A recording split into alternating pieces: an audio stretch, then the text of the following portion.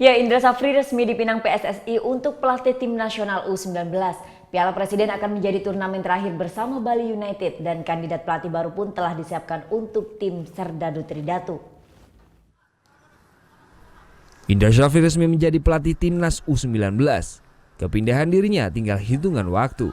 Tak mudah bagi pelatih 53 tahun ini meninggalkan klub yang sudah bersamanya lebih dari 2 tahun. Piala Presiden pada awal Februari nanti akan menjadi turnamen terakhir Indra Safri bersama Bali United. Sampai detik ini saya masih fokus di Bali United karena proses rekrutmen saya ke tim nasional lagi berlangsung dan tadi malam sudah ada surat resmi dari PSSI ke Bali United untuk meminta saya ke tim nasional.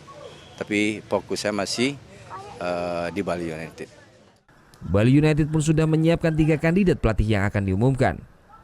Indra Safri berharap pelatih baru yang akan menggantikan posisinya punya visi yang sama untuk mendidik cikal bakal generasi baru pesepak bola Indonesia.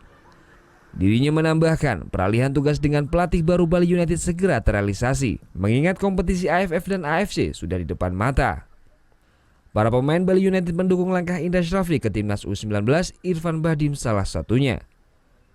Rekrutan anyar Bali United ini memilih bergabung di tim asal Pulau Dewata karena nama besar Indra Safri sebagai pelatih.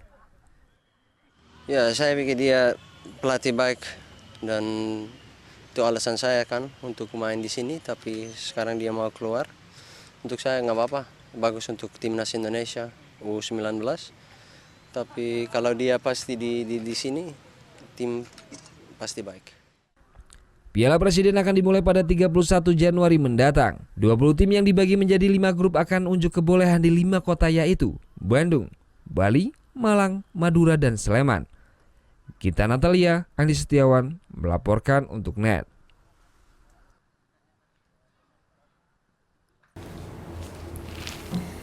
Udah selesai kan nontonnya? Nah, jadi jangan lupa buat like, komen, dan subscribe ya.